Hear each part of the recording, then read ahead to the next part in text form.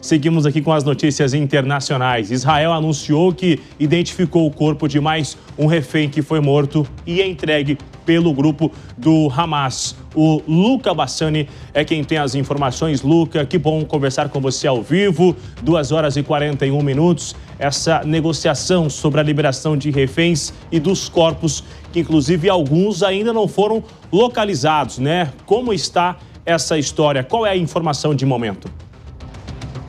Bem, um grande prazer falar com você, Bruno, e com toda a nossa qualificada audiência aqui no Tempo Real.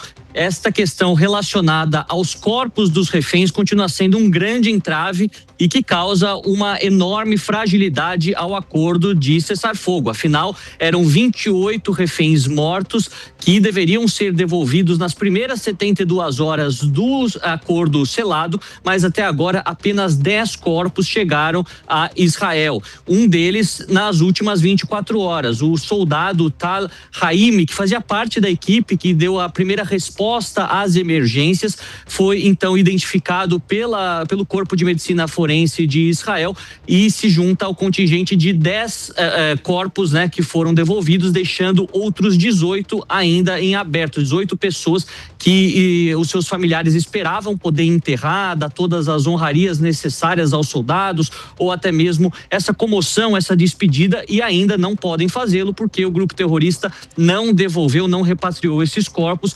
argumentando que não tem capacidades técnicas para tal. Inclusive uma equipe da Turquia, que é especializada em encontrar restos mortais em escombros, em terremotos, está na faixa de Gaza para auxiliar o Hamas nesta busca, mas até agora sem nenhuma garantia de que isso de fato acontecerá. Israel, por sua vez, diz que a ajuda humanitária será dividida até que se decida em relação a isso, né? Será apenas metade daquilo que foi prometido, porque o Hamas não estaria cumprindo com o acordo. Hoje, inclusive, o vice-presidente dos Estados Unidos, J.D. Vance, chegou em Israel para se comprometer que os israelenses e todos os mediadores que estiveram no Egito querem fazer com que o cessar-fogo continue em vigor e não haja nenhum tipo de retomada desta guerra que vitimou milhares de pessoas e causou grande instabilidade no Oriente Médio e em grande parte do mundo também.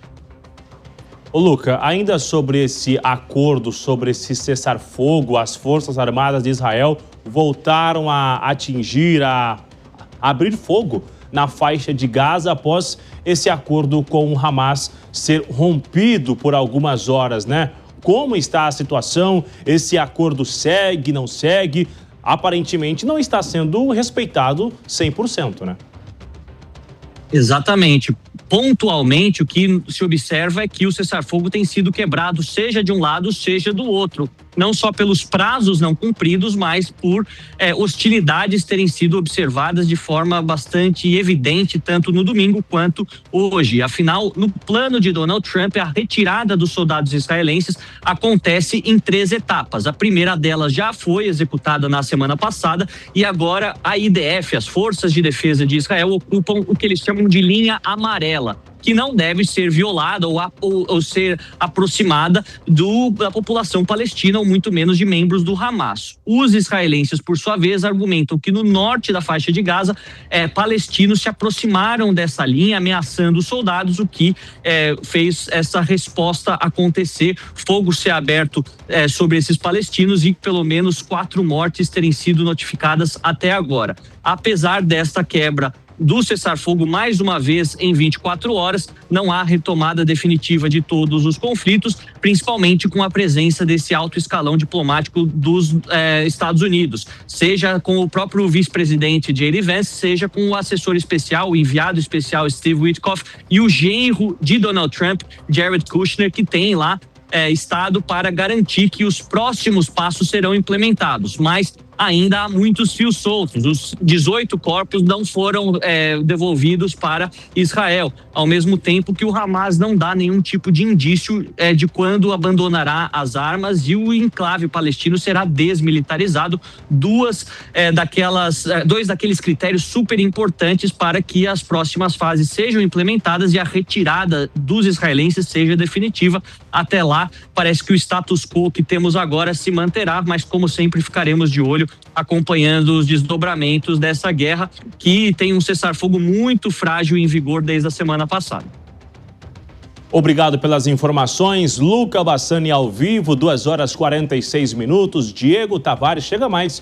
Vamos então analisar essa situação de momento entre Hamas e Israel, esse acordo que está totalmente fragilizado, não está sendo honrado, respeitado 100%. Na sua visão, isso acaba implicando, já que Hamas ainda não fez a devolução das suas armas, continua com muita força, com muita violência, ou essa ignorância acaba vindo de ambos os lados, Diego? Sem dúvida, essa ignorância é bilateral, Bruno Pinheiro. E existe ainda um terceiro elemento, não só a falta de disposição de um lado e de outro, que é o contexto político do Estado de Israel.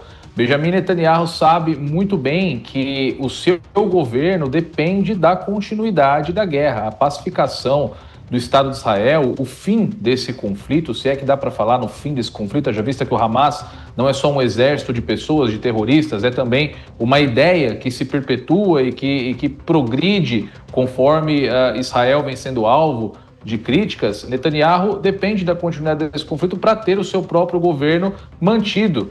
Assim que o conflito se encerrar, possivelmente o governo de Benjamin Netanyahu será submetido a duras críticas pelos próprios israelenses. É sempre bom lembrar que o ataque que ocorreu em outubro de 2023 foi também em decorrência de uma falha muito grave do próprio patrulhamento das fronteiras israelenses, que eram vistas como das mais difíceis de serem transpostas no mundo. Então, a escalada, a reinstalação do conflito pode muito bem ter contado com disposição política do governo de Netanyahu para que, assim, com o país imerso na guerra, ele possa se manter no poder. Claro que é um problema muito complexo, tem raízes muito complexas que remontam um passado que já sequer é um passado recente. Só da criação do Estado de Israel para cá foram mais de 15 guerras, cerca de 9 delas contra o próprio Hamas, tendo o Hamas como um dos combatentes, enfim. Então é uma situação muito complicada e, de fato, essa quebra do acordo tira um pouco a esperança do mundo, que se encontrava, de certa forma, esperançoso no sentido de que finalmente a paz teria chegado, pelo menos por mais um período, à região do Oriente Médio.